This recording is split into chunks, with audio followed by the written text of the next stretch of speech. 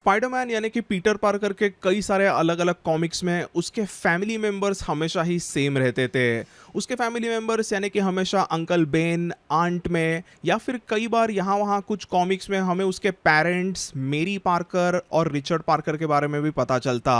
But कभी भी हमने उसकी कोई बहन है ऐसा नहीं देखा, सिवाय एक कॉमिक बुक के। And that comic book story is called as family business. तो दोस्तों चलो जानते हैं इस फैमिली बिजनेस नाम के बहुत ही एक्साइटिंग, एडवेंचरस और थोड़े से मिस्टीरियस कहानी को, जिसमें हम मिलते हैं पीटर पार्कर यानी स्पाइडरमैन के बहन को। तो कौन है ये सिस्टर, चलो जानते हैं, लेट्स गेट इनटू इट। तो कहानी की शुरुआत में पीटर पार्कर ऐसे ही घर पे बैठा रहता है और तभी उस पे कुछ सीक्रेट सोल्जर्स अचानक से अटैक करते हैं। अभी इन सोल्जर्स के गन के ऊपर लगे हुए फ्लैशलाइट्स की वजह से पीटर पार्कर एकदम स्पाइडरमैन में तब्दील हो नहीं सकता, वो अपना कॉस्ट्यूम पहन नहीं सकता और उसे वहां पे अपने आप को सरेंडर करना पड़ता है। ये जो भी सोल्जर्स होते हैं उन्हें एक्चुअली पीटर पार्कर की तलाश होती है और वो पीटर पार्कर को बंदी बनाकर उनके हेलीकॉप्टर में से किडनैप करने का प्लान करते हैं। बट देन तभी वहां पर पीटर अपने स्पाइडी गैजेट्स यूज करता है और वो कैसे तो करके उस सिनेरियो से भागने की कोशिश करता।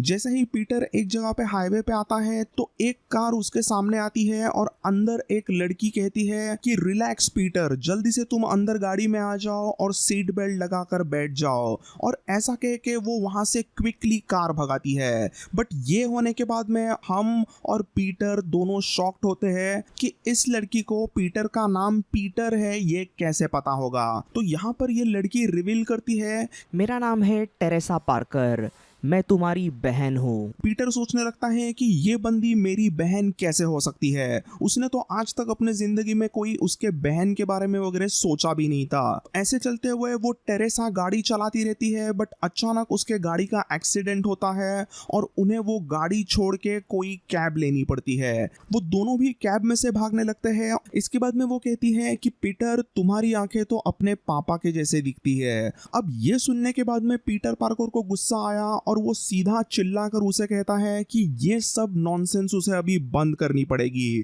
क्योंकि तुम मेरी बहन नहीं हो। मेरे मॉम डैड मेरे बचपन में मर गए थे और उनके मरने के बाद में मैं अपने पापा के भाई बेन और मेरी आंट मे के साथ रहता आया और उन्होंने मुझे तुम्हारे बारे में कभी भी कुछ भी नहीं बताया। तो तुम जो भी हो Teresa, I don't believe you at all. ये सब चीजें सुनने के बाद में टेरेसा पीटर को बताती है, क्या तुम्हें पता है पीटर कि तुम्हारे पेरेंट्स रिचर्ड और मेरी एक्चुअली CIA एजेंट्स थे। अभी ये सुनने के बाद में पीटर काफी शॉक्ड होता है। आगे तेरेसा बताने लगती है कि लास्ट वीक तक उसे भी पता नहीं था कि वो कोई पार्कर फैमिली का मेंबर है। उसकी पूरी जिंदगी एक्चुअली उसके अडॉप्टेड पेरेंट्स के साथ गुजरी थी। बट इस फोटो के वजह से उसे पता चला था कि उसके बर्थ पेरेंट्स कोई और है। इस फोटो में पीटर पार्कर को नजर आते हैं उसके पेरेंट्स विद सम बेबी, और ये बेबी टेरेसा के हिसाब से वो खुद है। और उसके इस पिक्चर में जो भी पेरेंट्स दिख रहे हैं वो क्लियरली रिचर्ड और मेरी थे। अब पीटर पार्कर को यहाँ पे पता चलता है कि ये कोई भी फेक फर्जी फोटो नहीं है, क्योंकि जैसे कि हम जानते हैं पीटर पार्कर खुद एक बहुत ही अच्छा एक्सपीरियंस फोटोग्राफर है। तो इसीलिए यहाँ पर पीटर पार्कर डिसाइड करता है कि जो भी उसकी ये सो कॉल्ड सिस्टर उसे बताएगी वो करेगा। तो यहाँ पर आगे टेरेसा पीटर को बताती है कि उन दोनों को मोनाको मोंटे कार्लो में जाना पड़ेगा, क्योंकि पीटर को किडनैप क्यों किया जा रहा था और वो पीटर पार्कर की बहन कैसे हो सकती है, इसके रिलेटेड जो भी बहुत सारे सवाल है उसका आंसर हमें मोनाको में ही मिलेगा, ऐसा वो उसे कहती है। तो इसके जवाब में पीटर पार्कर अपने हमेशा के एकदम फंटूश अंदाज में कहता है कि आई होप तुम इंडियाना स्टेट के छोटे गांव मोनाको की बात कर रही हो, क्योंकि मेरे पास अभी बिल्कुल भी पासपोर्ट नहीं। तभी वहां पर टेरेसा पीटर को उसके पास जो एक फेक पासपोर्ट होता है वो देती है और फिर अपना CIA का ID दिखाकर टेरेसा एकदम बैडएस अंदाज में कहती है, I am in the family business. Richard और मेरी के जो भी दो बच्चे यानी हम दोनों जो भी है उनके जान को खतरा होगा, ऐसे कुछ रिपोर्ट्स उसने CIA के ऑफिस में पढ़े। तो मोनाको के लिए जाने के लिए CIA क्विकली एक जेट अरेंज करता है और वो दोनों वहां के लिए निकल जाते हैं। फ्लाइट पर टेरेसा क्विकली सो जाती है क्योंकि वो पिछले 3 दिनों से सोई नहीं होती और उसे सोते हुए देख के पीटर थोड़ा सा शॉक्ड होता है और उसके दिमाग में बस एक ही ख्याल आता है कि कहीं ये एक्चुअली एक्चुअली मेरी बहन तो नहीं, क्योंकि उसे ऐसा लगता है कि उसके जो भी लुक्स वगैरह है वो काफी उसके माँ मेरी की तरह होते हैं, और उसे ऐसा अभी दिल से लगने लगा था कि मे बी ये उसकी बहन हो ही सकती है। फिर अगली कहानी शुरू होती है मोनाको में, जहां पर टेरेसा मोनाको में पहुंचते ही एक ड्राइवर को एग्जैक्टली कहाँ जाना है वो बता देती है। बट पीटर पार्कर अभी भी सोचता रहता है कि कौन थे मेरे पेरेंट्स, क्या है मेरी उनको लेके फीलिंग्स। तो वो ये सोचने लगता है कि मेरी खुद की फीलिंग्स मेरे पेरेंट्स को लेके है क्या, ये उसे समझ में ही नहीं आता, क्योंकि इवन अंकल बेन और आंट मैंने भी ज्यादा उनके बारे में बताया नहीं था, सिवाय ये कि वो बचपन में मर गए थे। तो पीटर इसी सोच में होता है और वो दोनों भी होटल में पहुंचे। पीटर पार्कर इस एकदम 5 स्टार होटल को देख के सीधा फनी अंदाज में कहता है कि मेरे पूरे जिंदगी की सेविंग्स लूट जाएगी ऐसे इतने पॉश होटल में रहने के लिए। तब टेरेसा उसे बताती है यहाँ पर इस होटल के जो भी रूम्स है उसका भाड़ा, उसका रेंट सीआईए ने पहले ही दे के रखा है। सो ऐसे ही कुछ 1-2 घंटे निकल जाते हैं और पीटर के रूम में टक्सीडो का सूट सिलवाने के लिए कुछ लोग आते हैं। तब पीटर अंदर पहना हुआ स्पाइडी सूट वहां पे निकालता है और फिर वहां पे उसकी मेजरमेंट शुरू होती है। जैसे जैसे उसकी मेजरमेंट शुरू थी तभी वो आंट मे को भी फोन घुमाता है और वो फोन पे आंट मे को झूठ बताता है कि वो फ्रांस में किसी साइंस कॉन्फ्रेंस के लिए पहुंचा है। पीटर फोन पे आंट मे को ये भी पूछता है कि क्या उसके मम्मी पापा ने कभी ऐसा कहा था कि उन्हें पीटर के अलावा भी और कोई चाइल्ड वगैरह चाहिए था, ऐसे कुछ कभी उन्होंने बात की थी क्या। तब उसके रिप्लाई में आंट मे कहती है कि वो कभी कभी यहाँ वहाँ बात तो करते थे, बट पीटर तुम ये बिल्कुल भी मत सोचना कि तुम उनके लिए काफी नहीं थे। पीटर यह सुन के हंसता है और अपने आंट मे को हमेशा की तरह ताना मार के कहता है, यू नो आंट मे, वैसे आजकल चेनिंग टेटम सिंगल है, तो अगर आपको उस पे चांस मारना है तो मार सकते हो। देन हम मिलते हैं हैंडसम पीटर पार्कर को उसके एकदम मस्त टक्सीडो सूट में और खूबसूरत टेरेसा को उसके एकदम ही खूबसूरत ब्लैक गाउन में। सो टेरेसा को एक्चुअली पार्टी में एक बंदे से मिलना होता है जिसके जरिए उन्हें सब कुछ पता चलेगा कि जो भी ये पीटर और टेरेसा के जान को खतरा है वो सब क्या है। तो जैसे ही वो वहां पे जाते हैं तो टेरेसा पीटर को बता देती है कि उन दोनों को अलग अलग होना पड़ेगा, क्योंकि वो जिसे मिलने आई है that person is expecting her to be alone. So इसीलिए पीटर एक जगह पे जाता है और टेरेसा दूसरी जगह पे जाती है। पीटर ऐसे ही थोड़ा सा टाइम स्पेंड करने के लिए थोड़ा गैम्बलिंग करने लगता है, बट अचानक से एक बंदा उसके पीठ पे गन लगाकर कहता है कि पीटर पार्कर तुम वही करो जो मैं तुम्हें कहूंगा। अब इस समय तक पीटर ने बहुत टाइम तक बहुत ज्यादा चीजें झेली थी, बट अब नहीं। वो गुस्से में टेबल फेंक कर डायरेक्टली जाता है मेंस टॉयलेट के अंदर। It's time for spidey show. Teresa को कोई बंदे पकड़ने की कोशिश करते हैं, उसे पकड़ ले जाते हैं, बट तभी स्पाइडी पर एक हुडेड कोई मिस्टीरियस बंदा अटैक करता।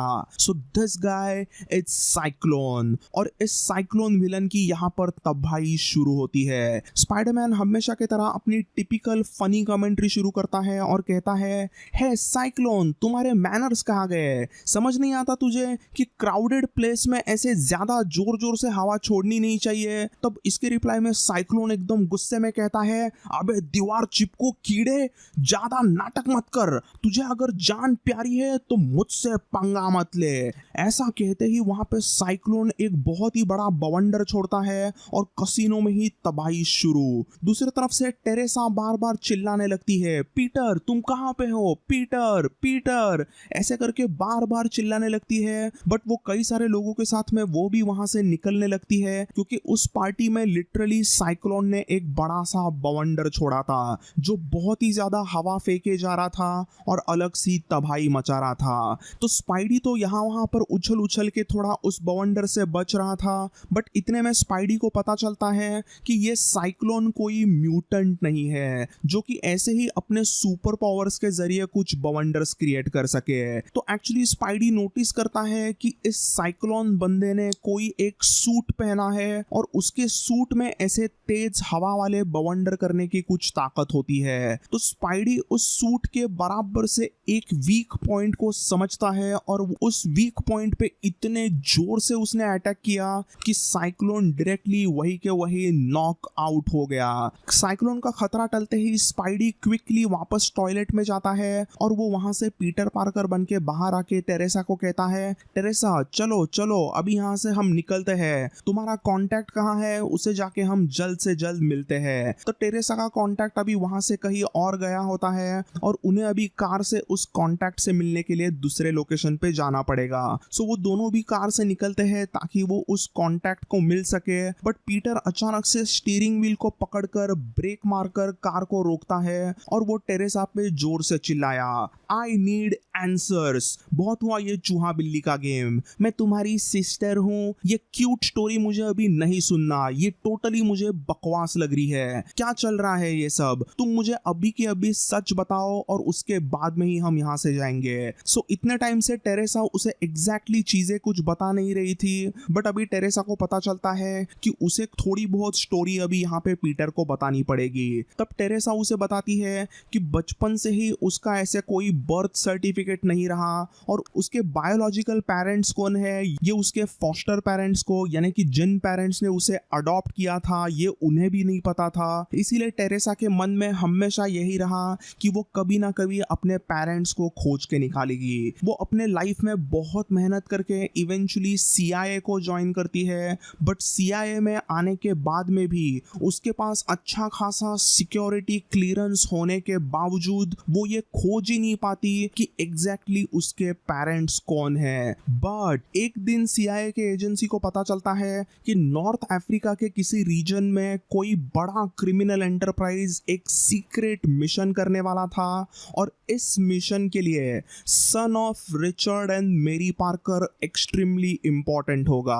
तो इसके बारे में टेरेसा खुद ही रिसर्च करने लगती है क्योंकि वो फैमिली बिजनेस रिलेटेड जो भी CIA के केसेस रहती है उसे सॉल्व करने में एकदम ही माहिर CIA एजेंट थी। तो ऑब्वियसली इस रिचर्ड और मेरी पार्कर के रिलेटेड केस को सॉल्व करने के लिए वो उनके रिलेटेड कुछ डॉक्यूमेंट्स को ढूंढती है और उन डॉक्यूमेंट्स में उसे दिखाई देता है एक पिक्चर जिसमें वो खुद होती है। इन्हीं डॉक्यूमेंट्स में और वो थोड़ा बहुत रिसर्च करती है तो उसे पता चलता है कि रिचर्ड और मेरी पार्कर एक्चुअली उसके बायोलॉजिकल पेरेंट्स थे। टेरेसा को ऐसा समझता है कि पार्कर्स ने ही उसे फॉस्टर केयर में दिया था।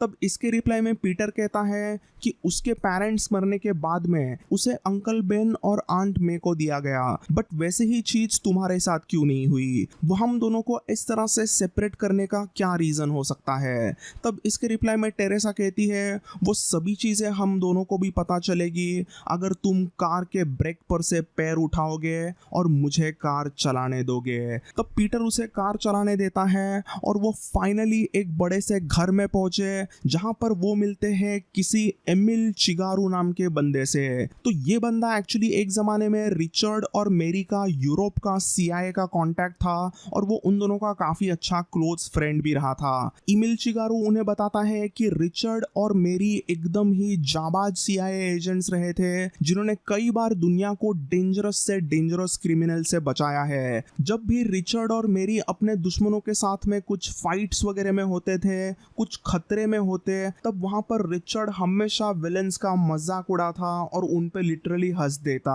तो ये जब पीटर ने सुना तो उसके भी चेहरे पे स्माइल आती है क्योंकि हमें तो पता है कि पीटर भी वैसा ही मजाकिया बंदा है। सो वो कहते ही है ना, जैसा बाप वैसा बेटा। बट देन अभी सवाल आता है कि जो भी ये सीक्रेट गुंडे उस पे अटैक कर रहे हैं वो एग्जैक्टली पीटर से क्या चाहते हैं, पीटर पार्कर को किडनैप करने की इस तरीके से कोशिश बार बार क्यों की जा रही है। तो यहाँ पर एमिल चिगारू एक बहुत ही इंटरेस्टिंग कहानी बताने लगता है। वो कहता है कि 30 साल पहले रिचर्ड और मेरी का कायरो इजिप्ट में एक बहुत ही इंपॉर्टेंट मिशन हुआ था जिसमें उन्होंने बैरन जीमो के गुंडों को बहुत ही बुरी तरीके से हराया और यही कुछ बिलियंस ऑफ डॉलर्स का नाजी जर्मनी का छुपा हुआ खजाना उन दोनों ने ढूंढ के निकाला। बट अभी ये जो भी गोल्ड उन्होंने ढूंढ के निकाला था तो उसके ऊपर जर्मन्स ने एक डेंजरस रोबोट की कबर, एक टूम को रख दिया था। बट वो जो कुछ भी गोल्ड था उसके ऊपर जर्मन्स ने डिजाइन किया हुआ एक बहुत ही डेंजरस रोबोट स्लीपर गार्ड करता होता है। तो दोनों भी पीटर और टेरेसा इस स्लीपर रोबोट को सुन के शॉक्ड होते हैं। तो यूजिन उन्हें बताता है कि ये स्लीपर नाम के जो भी रोबोट्स होते हैं उन्हें जर्मन्स ने एक जमाने में बनाया था ताकि वो उन दिनों में कैप्टन अमेरिका को डिफीट कर सके। सो ये स्लीपर रोबोट वैसे काफी खतरनाक होते हैं। तो जो खजाना रिचर्ड और मैरी को मिला था वो खजाना बाकी दुनिया में किसी को ना मिले, इसीलिए रिचर्ड पार्कर ने खुद एक बायोमेट्रिक लॉक डाल दिया था ताकि कोई भी बंदा ऐसे ही आके उस स्लीपर को जगाकर वहां पे से सोना लूट के ना चला जाए। सिर्फ रिचर्ड पार्कर का खून, उसका जो भी डीएनए होगा वही उस स्लीपर रोबोट को जगा सकता है। और ये जब स्लीपर रोबोट जगेगा तभी कोई ना कोई उस गोल्ड को वहां से क्विकली लूट सकता है। सिर्फ और सिर्फ रिचर्ड का डीएनए वाला पीटर पार्कर ही उस टूम को ओपन कर सकता है। इसीलिए कोई तो सीक्रेटली पीटर पार्कर को किडनैप करने की बार बार कोशिश कर रहा है। पीटर वहां पे यूजिन को कहता है कि ये सब तो ठीक है बट उसके पेरेंट्स ने टेरेसा को ऐसे अडॉप्शन के लिए क्यों दिया होगा। तो अभी इसका जवाब इवन यूजिन के पास नहीं होता। यूजिन सिर्फ कहता है कि रिचर्ड और मैरी का एक सीक्रेट बेस था यूरोप में और उसका उसे एड्रेस पता है। तो वो एक एड्रेस लिखकर पीटर और टेरेसा को सौंप देता है। दोनों भी पीटर और टेरेसा स्विट्जरलैंड के लिए निकलते हैं और दूसरे तरफ हमें इस कहानी के मेन विलन के बारे में पता चलता है। हमें कायरो इजिप्ट में ये विलन दिखाई देता है and this villain is none other than mister Wilson Fisk यानी कि किंगपिन। तो दोस्तों I hope you enjoyed this first part of family business comic book story. अब सेकंड पार्ट में स्पाइडरमैन वर्सेस किंगपिन की एक बहुत ही खतरनाक फाइट होने वाली है और बहुत सारी चीजें हमें सेकंड पार्ट में देखने मिलेगी। So stay tune for the second part. और आपको अगर ये वीडियो पसंद आया तो इसे लाइक करें और ऐसे ही वीडियोस के लिए इस चैनल को जरूर सब्सक्राइब करें। सो बाय एंड टेक केयर।